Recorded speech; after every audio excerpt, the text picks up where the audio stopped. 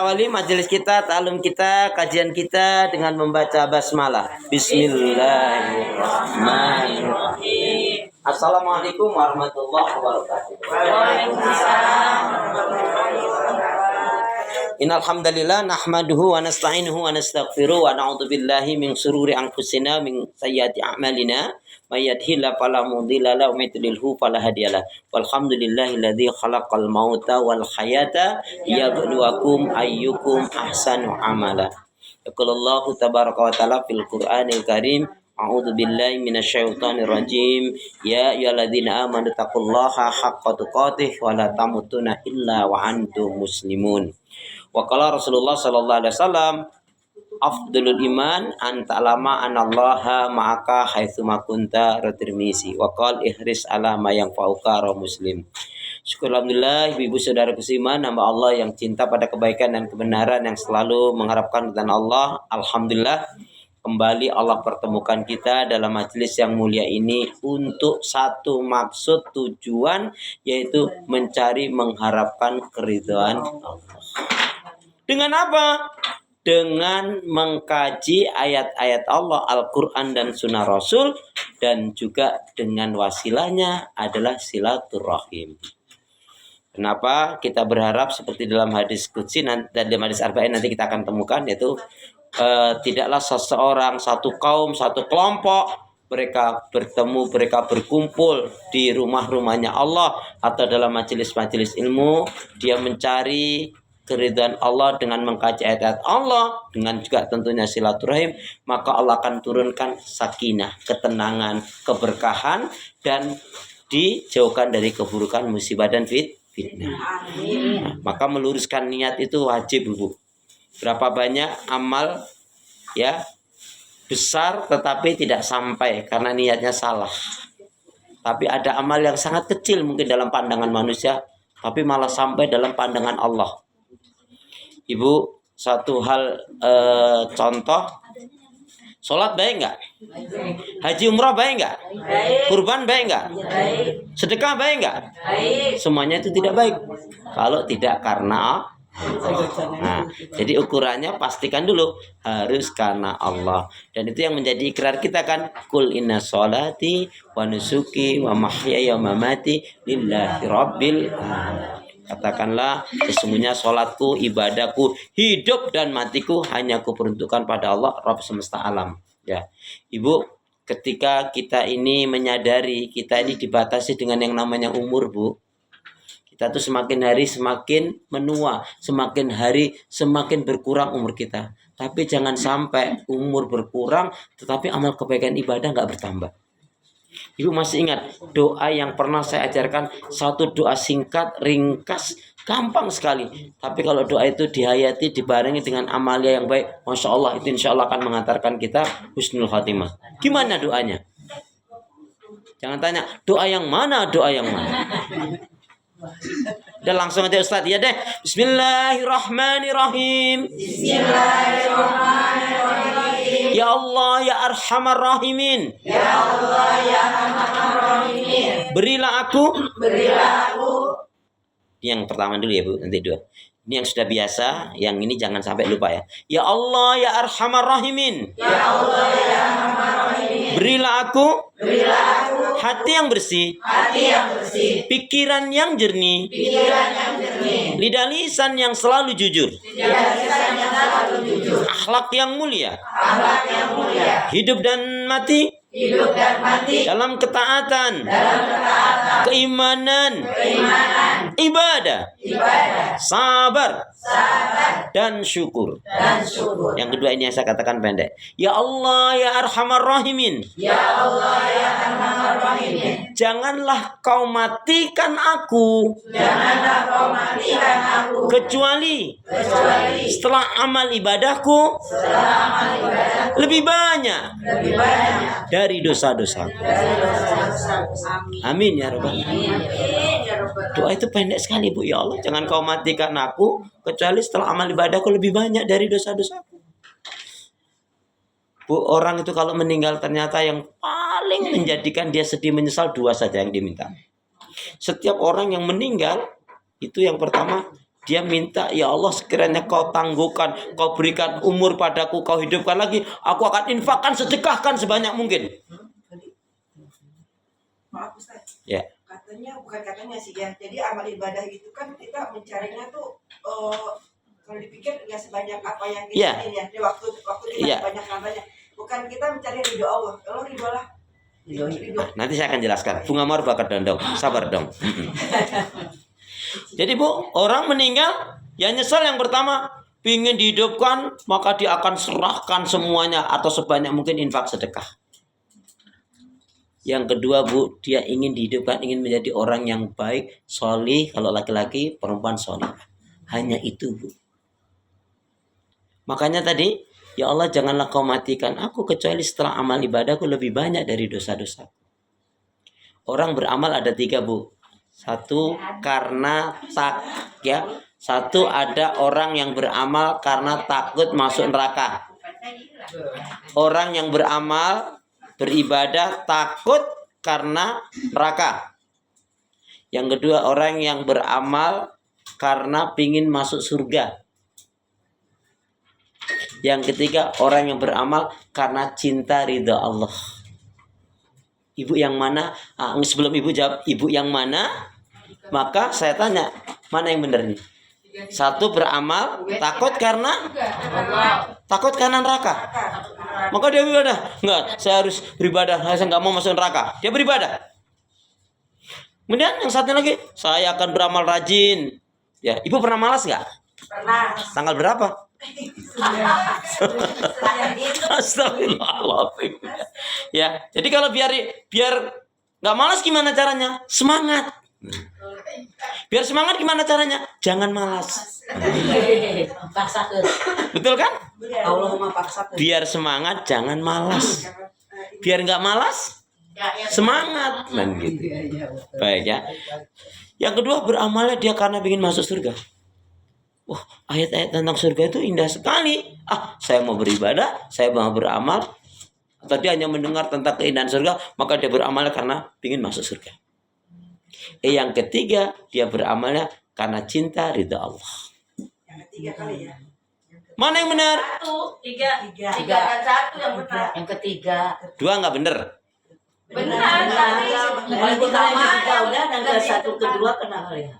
Paling utama Kalau saya sih yang pertama takut ke neraka. Jadi yang ketiga. Jadi yang benar adalah yang Ketiga. Yang pertama, kedua dan ketiga. Artinya apa? Benar semua. Ada orang nggak salah. Orang beribadah karena takut neraka. Maka dia akan hati-hati meninggalkan yang haram, yang riba, yang dilarang, dibenci oleh Allah.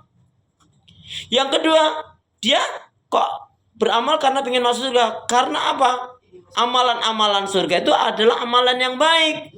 Maka dia akan banyak melakukan kebaikan-kebaikan. Nah, di atasnya itu karena dia sudah ngaji, sudah ngerti, sudah memahami. Tidak hanya karena ingin terhindar dari neraka, tidak hanya ingin masuk surga, tapi lebih dari itu ingin mendapatkan cinta dan ridha dari Allah. Makanya betul, cinta itu adalah anugerah dari Allah Subhanahu wa Ta'ala. Siapa yang dia tidak memiliki cinta, berarti dia tidak dianugerahi oleh Allah. Dan hidup tanpa cinta bagaikan taman yang tak berbunga. Begitulah kata para pecinta. Masya Allah. Ya. Jadi Bu, kalau sudah landasannya cinta ridha Allah itu, yang ada itu dia pikir ya Allah, dia akan refleks, saya bisa makan, saya bisa minum, saya bisa bergerak karena Allah. Sering saya contohkan, ibu bangun tidur tiba-tiba kaki nggak bisa digerakin, maaf. Bangun tidur tiba-tiba tangan ini ngepel terus nggak bisa digerakin, maaf. Bangun tidur tiba-tiba ini telinga ini keganggu pendengarannya. Padahal udah dipanggil 50 kali kagak denger juga, Bu. Bangun tidur tiba-tiba nggak buta, si remang. Si fulan ini kalau nggak ngomong nggak tahu siapa dia. Apa nggak ngeri, Bu? Ada orang, naudzubillah min dzalik, kita bilang jangan sampai. Bangun tidur nggak bisa mingkem. Kenapa? Karena lambe turah.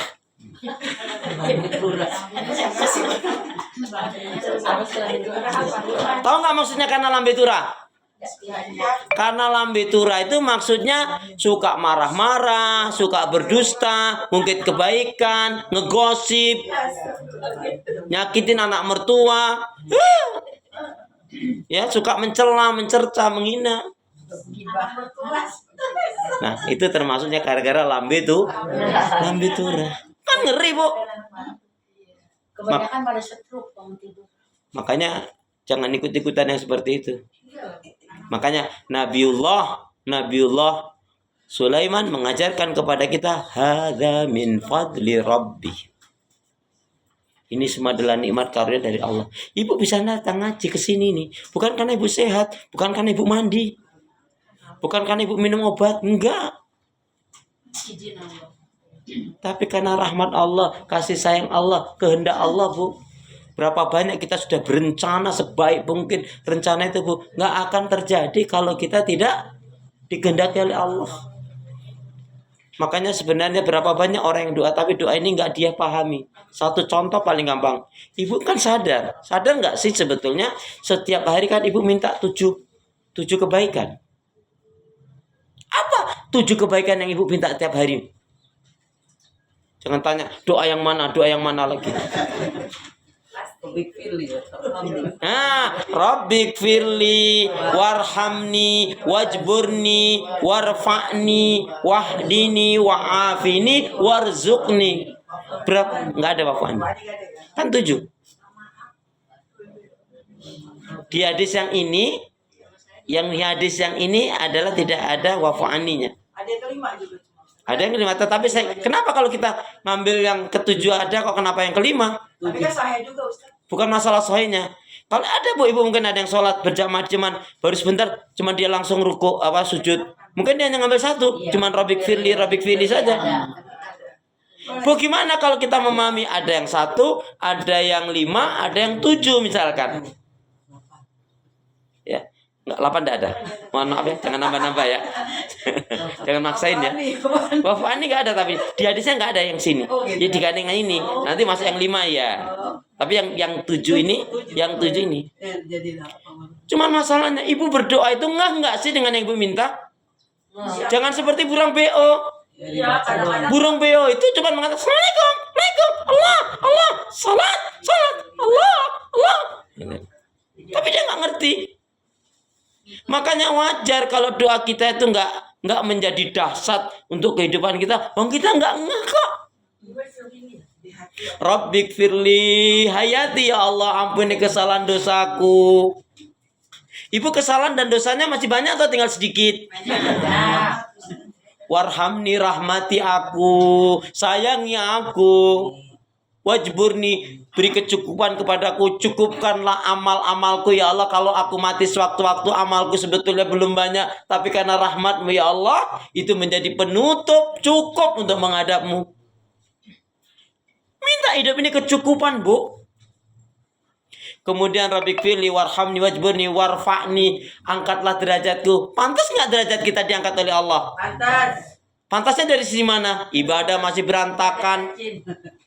Ibu amal kebaikan ibadahnya sudah baik benar dan sempurna atau belum? Belum. Amal dosa kesalahannya masih banyak. Ya. Amal kebaikan ibadahnya belum sempurna. Ibu pingin masuk surga atau pingin banget masuk surga? Pingin masuk surga atau pingin banget masuk surga? Masya Allah, tabarakallah. Ya. Dosanya masih banyak. Amal kebaikan ibadahnya belum sempurna. Pingin banget masuk surga. Semoga Allah memberkahi merahmati kita. Amin. Nah itu tadi jawabannya. Karena kita masuk surga bukan karena amal kita, tapi karena rahmat, ridho, cinta Allah Subhanahu wa Ta'ala. Orang kalau udah ingin diangkat derajatnya, Bu, jangan rendahkan diri, Bu. Jadilah muslimah yang berkelas. Tahu maksudnya? Menjadilah muslimah yang berkelas. Muslimah yang berkelas itu, Bu, ya, enggak. Kalau ibadah ya, nggak mau hanya sekedar saja. Yang namanya ibadah itu, Ibu, ukuran timbangannya bukan luwung ketimbang lumayan daripada enggak begitu. Kaitannya dengan amal ibadah itu pertimbangannya apa? Yang kita kalau ingin menjadi muslim mukmin yang berkelas. Bukan hanya sekedar loh, Bu. Cari ridha itu jelas landasannya semuanya. Yang berkelas nggak berkelas semua harus cari ridha Allah. Tapi menjadi muslim mukmin yang berkelas, ini contohnya sahabat Nabi. Sudah jelas-jelas dijamin masuk surga. Tapi ngalah-ngalahin ibadahnya dengan ibadah kita nggak dijamin masuk surga. Itu kan berkelas artinya. Lah, contoh yang paling gampang nih. Contoh yang paling gampang. Ibu sholat duha biasanya yang lebih sering, ya, yang lebih sering dua-duanya bener ini. Yang lebih sering jujurnya itu yang 2 atau yang 4? 4. Ada yang 2? Nggak masalah. 2 Ustaz. Cuman kalau ibu sholat duha yang seringnya 2 itu sejak tahun berapa? Kalau tahun dari tahun 2010 sekarang 2026 berarti sudah 16 tahun buat terus. Itu. Membaca Quran baiknya banyak atau sedikit? Kenyataannya sedikit rutin, nggak pengen banyak rutin. Pilihannya tadi loh. Ibu doa zikir istighfar baiknya banyak atau sedikit. Nah itu kan baru saya bilang tadi. Nah, ibadah tuh nggak boleh ukurannya luang ketimbang lumayan daripada enggak. Nggak berkelas kita nanti. Pancet aja segitu-gitu aja. Gimana? Paham nggak maksudnya? Kalau kita ingin menjadi muslim mukmin, muslimah yang berkelas ya dalam amalia, dalam ibadah, apa yang harus kita lakukan? Atau mana dasarnya? Sungguh-sungguh harus semua sungguh-sungguh. Istiqomah kuncinya. Terus ikutin Quran sunnah. Oh ya, itu landasannya. Dasarnya harus Quran dan sunnah. Perhatikan, kalau kita ingin menjadi muslimah yang berkelas, bukan hanya sekedar loh, Bu. Karena kelas yang tertinggi orang beriman, inna akramakum indallahi atqakum, ya kan? Muslim ya bagus, tapi tingginya lagi mukmin, tingginya lagi takwa. Itu kan berkelas gitu loh. Kalau kita ingin menjadi muslimah yang berkelas, ya kaitannya dengan ibadah dan amalia kita, landasannya, acuannya apa? Meningkatkan kualitas dan kuantitas. Tadi saya contohkan kisi-kisinya sahabat Nabi. Sudah jelas-jelas dijamin masuk surga. Tapi ibadahnya ngalah-ngalahin kita nggak dijamin masuk surga. Kualitas dan kuantitas ibadah. Banyak amal itu. Banyak amal. Nah, Ibu kan tadi di Muqaddimah saya sudah bacakan. Allazi khalaqal mauta wal hayata liyabluwakum ayyuhum ahsanu amala. Amal aja tuh ada ahsan. Apa artinya ahsanu amala? Yang terbaik. Jadi gini bandingkannya. Ibu sendiri buat ukuran sendiri boleh. Kalau saya baca Al-Quran 1 lembar tuh baik. Tapi kalau 2 lembar kayaknya lebih baik deh. Kalau 3 lembar berarti lebih baik. Ini dulu diistiqomahkan tadi. Sudah tiknya. Nanti dulu 3 lembar dulu belum, malah langsung 5 lembar. Itu terlalu emosi itu ya. Jangan terburu nafsu. Gitu dulu. Kita kan udah rutin nih. 3 lembar ini artinya sudah nggak akan pernah berkurang. Itu yang dihitung istiqomah. Walaupun sekali waktu 10 lembar itu belum istiqomah, Bu. Yang diistiqomahnya yang lebih sering. Ya, misalkan nggak apa-apa. Ibu mau mulai dari pokoknya saya 2 lembar. Pokoknya nggak 1 hari nggak boleh kurang dari 2 lembar. Rutin udah istiqomah betul nih. Nah, itu nambah kecil. Nggak apa-apa step by step. Karena Nabi lebih suka seperti itu daripada sekali baca 3 juz, sekali baca ya 5 juz, habis itu 1 tahun baru ketemu. Nggak begitu. Nah, jadilah muslimat yang berkelas, melakukan semua amal yang terbaik. Ibu harus tahu tuh, merinci sendiri. Zikir yang terbaik. Ya, zikir yang terbaik banyak atau sedikit? Banyak. Kenyataannya zikirnya sama ngobrolnya lama mana? Kok jadi begitu? Nah, berarti kan jadi masalah. Kita belum melakukan yang terbaik. Jadi, ngukurnya gampang aja, Bu. Sholat 2 misalkan. Antara 2 dengan 4 rakaat. Itu saja anggaplah itu ya. Ini kan 2 dan 4 rakaat lebih baik yang 4 kan? Berarti kita merutinkan yang 4 dulu nih kan gitu. Nanti kamu meningkat lagi. Yang terbaik ya, baca Quran tadi contohnya 1-2 lembar atau 3 lembar.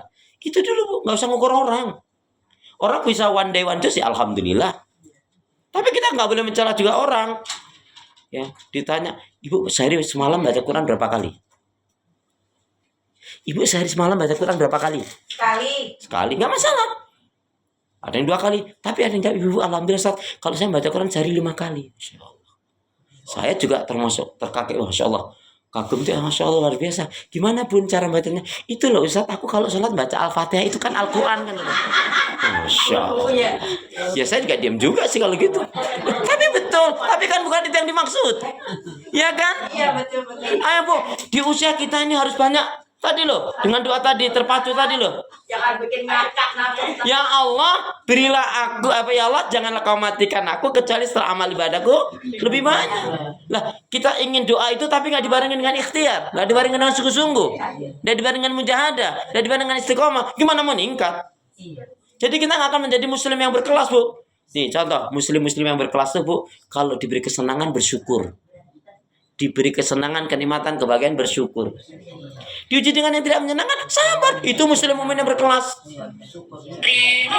Ibu tahu nggak? Ada orang yang buruk dalam pandangan Allah, juga buruk dalam pandangan manusia. Siapa itu? Di antaranya ada orang ini buruk, tapi dia rajin ngaji loh, rajin ngaji, baca Quran, tapi dia tetap dikatakan buruk, belum baik, dan masih rawan dengan dibenci oleh Allah. Jelek. Siapa itu? Orang yang lihat. Yang gimana? Yang gibah. Yang orang yang Dia rajin ngaji. Orang yang tidak memperhatikan tetangganya yang nggak makan. Tetangganya jauh. Mulut pisaunya munafik. Bu, perhatikan ya, perhatikan. Jadi termasuk orang yang buruk, yang hina dalam pandangan Allah, juga manusia juga nggak suka sama dia. Yaitu orang yang suka mengatakan sesuatu yang buruk, Bu. Ini orang suka ngomongin yang buruk terhadap orang lain, temannya, sahabatnya, tapi sifat buruk itu ada pada dirinya. Ini orang buruk ini. hanya ada dia. Contoh gini. Itu ibu itu pelit ya ampun, padahal dia pelitnya 17 setan. Itu ibu itu sukanya ngurupi ngegosip. Wah, dia ratunya malahan. Itu buruk sekali. Dan memang nggak boleh kita mengatakan sesuatu kecuali yang baik. Mangkana yuminu billahi wal yaumil akhir walakul khairun aw liyasmut. Dan siapa yang diberiman kepada Allah dan hari akhirat, dan dia berkata yang baik. Nih, kalau ingin menjadi muslim yang berkelas, nggak bisa orang lain Bu naikkan, dari diri kita sendiri. Tahajud saya sudah rutin Ustaz, alhamdulillah, tapi saya baru bisa 2 rakaat, alhamdulillah, syukuri.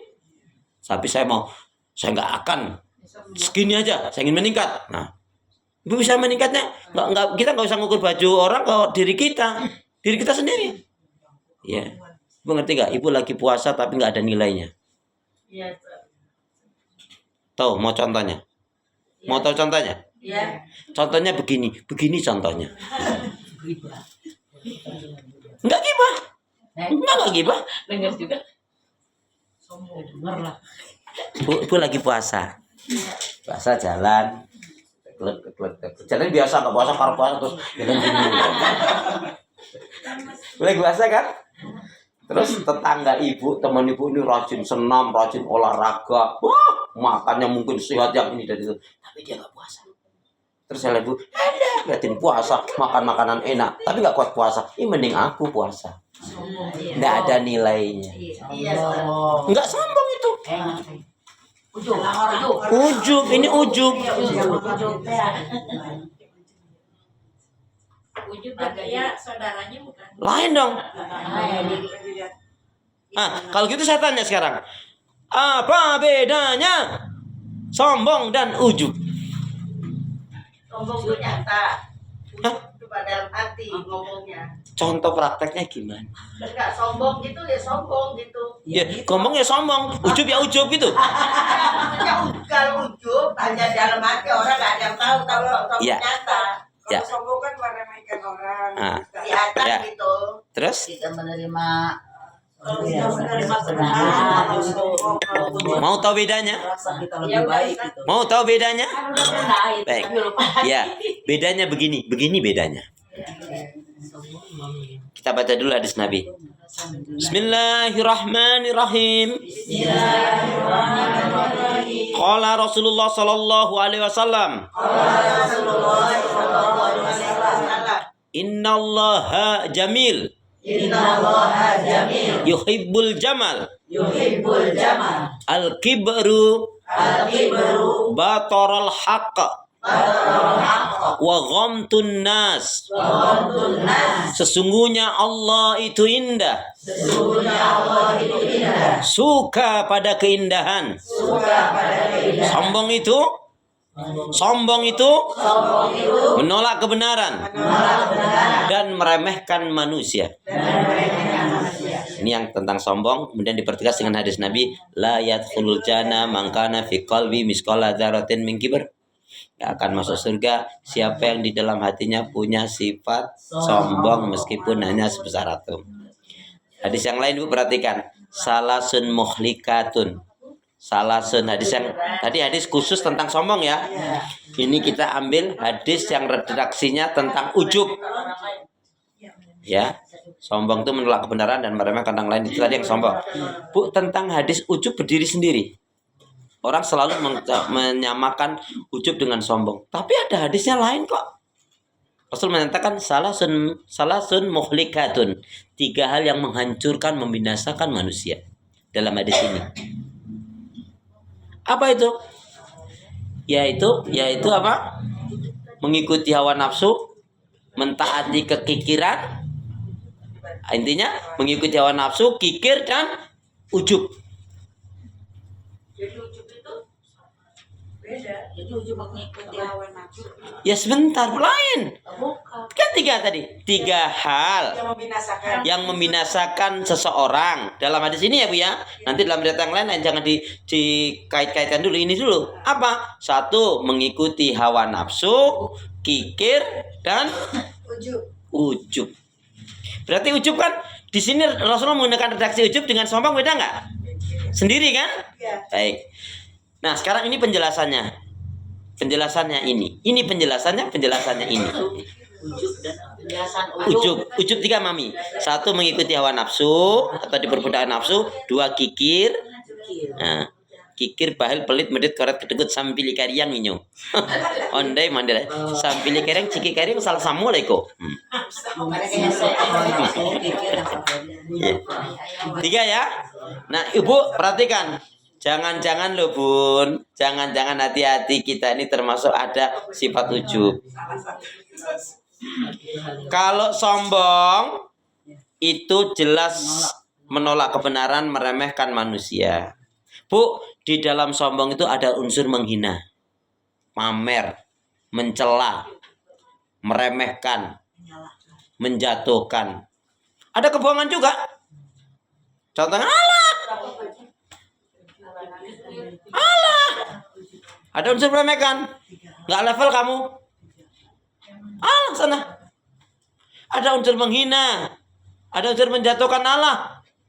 Cuman lulusan lokal aja. Nah, misalkan gitu. Allah. Cuman ngajinya gitu-gitu aja. Nah, ini ada unsur meremehkan, ada menghina, ada mencela, ada kebohongan juga, ada pamer juga. Pembanggaan diri juga. Sombong bisa dilihat oleh orang, bisa dirasakan oleh orang. Ya enggak? Alah, Bu Ati ini kalau infak cuma segitu saja malah nggak sampai segitu. Itu orang yang sadar diri. Bagus kalau gitu. Nah, jadi dia merasa banyak tapi sekali aja. Ya, jadi dalam sombong ada unsur riaknya, ada unsur pamernya, ada unsur menghinanya, mencela, ada kebohongan juga dalam dirinya. Dia kan membohongi dirinya sendiri. Nah, jadi menjatuhkan itu bisa dirasakan. Itu kalau sombong. Tapi kalau ujub enggak, Bu. Yang tahu hanya dirinya dan Allah aja, Bu. Allah Maha tahu. Ibu lagi tahajud kan nggak ada yang lihat nih. Ya enggak? Lagi tahajud contohnya.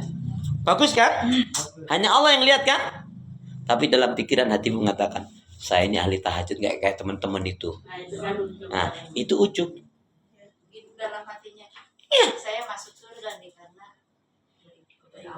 Kalau nggak ke yang nggak jatuhkan yang lainnya nggak masalah. Saya berharap dengan tahajud ini saya surga ini. Boleh. boleh. Ya harus begitu dong, harus optimis dong. Iya. Ya nggak boleh. Saya ini ahli surga, rajin tahajud, nggak kayak yang sono. Nah, itu udah itu yang Nah. yang sama itu. Ya kan? Iya. Meremehkan. Loh, tapi kan nggak ada orangnya. Enggak. Jadi Hanya dalam hati perasaannya. hati. Kalau sombong kan ada orangnya. Ay Boni, menjatuhkan, menghina, meremehkan, menyalahkan. Ya, gua nih loh, suku saya ini, marga saya ini, silsilah saya ini. Ya. Bu, saya alhamdulillah Bu ya. Alhamdulillah silsilah saya ini kalau diruntun-runtun ketemu ke Pangeran Diponegoro. Jadi Akhlis Marzuki bin Sajuri Hamid bin Abdul Hamid bin Hasim terus naik-naik akhirnya nanti nyambungnya ke Pangeran Diponegoro. Silsilah saya. Naik kuda apalagi. Ya. Enggak ada sangkutannya naik kuda. Enggak. Iya. Kalau diurut-urut itu nyambungnya ke Pangeran Diponegoro. Dari Nabi Adam. Kan dari Nabi Adam. Loh, betul nggak? Betul. Ibu ketemu nggak dengan Pangeran Diponegoro? Nah, Mami ketemu dengan Imam Bonjol itu silsilahnya. Dari Nabi. Gitu aja Bu. Loh iya kan artinya nggak usah dibangga-banggakan. Yang penting kan kita, Bu nggak usah kita menilai orang itu baik atau tidak. Yang penting kita jadilah orang yang baik. Iya. Iya kan. Terus saya naik kuda. Enggak, saya nggak naik kuda, saya naik kursi kok. Saya duduk di kursi kok. Itu habis-habis. Urusan dia Bu. Bu mau Habib, mau mengaku-ngaku cucu Nabi, keturunan Nabi nggak penting. Yang penting adabnya, ilmunya, akhlaknya gimana, ibadahnya. 3. Bu, orang tuh mohon maaf ya, orang itu dinilai oleh kesat mata baik dan tidak di tengah masyarakat itu. Memang kalau kita punya nasab yang baik, alhamdulillah ya. Saya ulangi.